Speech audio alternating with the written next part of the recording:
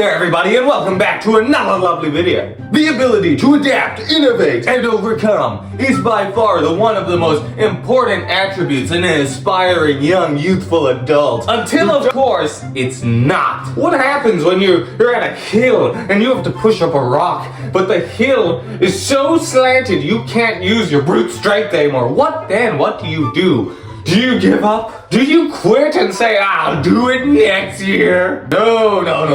A young spelunking adventurer such as yourself? I'll tell you what you do. You innovate and you adapt. You look at the rock, you look at the hill, and you say, well, I need to get this rock up to that hill. I know exactly how to do it. It's a complicated strategy involving multiple moving parts, but the first moving part is going to be your hand as it grips a pickaxe. And then you're going to use your inertial and vertical force to swing your pickaxe onto the rock. Once that happens, you're going to take a chunk of that rock, and you're going to walk up the hill and place it down, and congratulations, you just moved that rock all the way up the hill. Do you see what happened there? The directive was to at first move the rock up the hill, but when you realize this isn't going to help me out, I know I need to do a task, but let's do it in the most optimal way, Optimus Prime way possible. You decided to just take a piece of it and bring it up to the mountain. Yeah, you see, your body doesn't do that. Your body, whatever it's designed to do for the most part, is going to do it. And if it sees it needs to switch gears, it's going to adapt, but not in the way that's going to benefit you all the time. For example, let's say you fracture your arm at some point, right? Oh no, it's a wokey arm. What are you going to do? Your body's going to heal it. Don't worry about it. And in the area where you broke it, it's actually going to be stronger and harder to break there. Let's say, you're just slapping your hand constantly for years. Eventually, your feeling in the hand goes numb and you won't have to feel that anymore. Oh, I hear what you're saying. None of these sound like problems. These sound like great things.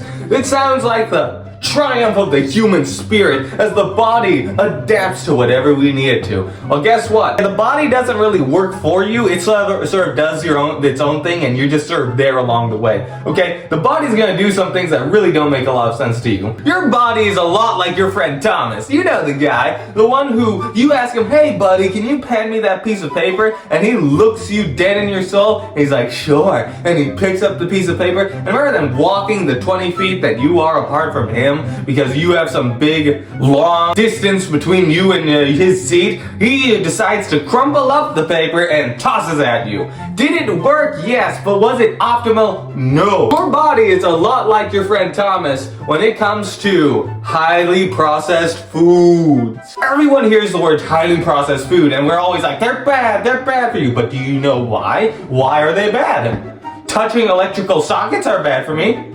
That's not going to stop me from touching them. Don't do it. The body, when it consumes thine food, it brings it into your innards, and your innards take it down into the bloodstream. And the thing about most foods, they have these things called fiber, and fiber is essentially the yellow Skittles of parts of food, okay? You gotta pick them all out before you actually go into your bag of Skittles. It makes the eating process a lot slower, the digestion process a lot slower, preventing all that sugar from hitting your bloodstream. But what's so bad about sugar hitting your bloodstream? Isn't that energy? Isn't that gonna provide me the I need to hit my day with? Yes, but your pancreas is going to look at that and go, whoa, we got a lot of sugar. Guess what we gotta make? Lots of insulin. Tons. Surge it all. Throw them all. Send the troops. The problem with sending in the troops constantly is that it's kind of like spamming annoying memes at your friend Michael. Michael will get shocked by it or laugh or respond once in a while at first, and he'll kind of be like,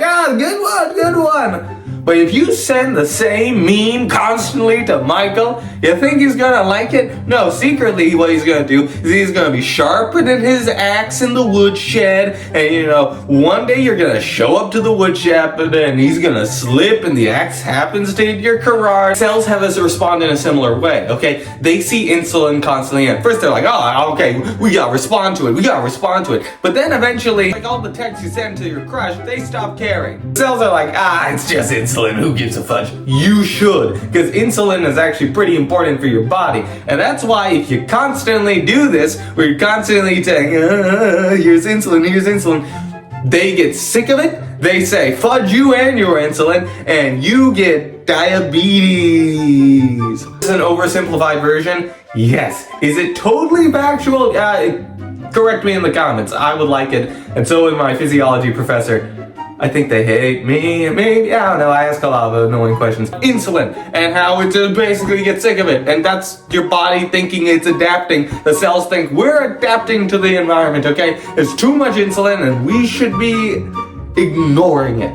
The body actually does a similar thing with dopamine, your happy hormone. When you drink a lot of cherry soda and you love it, but if you drink it constantly, guess what the body says? This time you drink it, maybe it'll give you 100 dopamine. Obviously these numbers are not to scale. 100 dopamine. Second time, 100 dopamine. Third time, 100 dopamine. 99th time, 20 dopamine.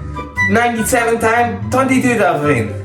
1,000 times, no dopamine, none. You get nothing. You get nothing. Be smart and every now and then eat your broccoli. I guess it sucks. I know, but you know, whatever. Or don't. I don't have any qualification to give you advice. Quickly, hit the like and subscribe before everything explodes. Did you do it? I don't think you did. My bluff failed, but I'll get you next time. Bye-bye.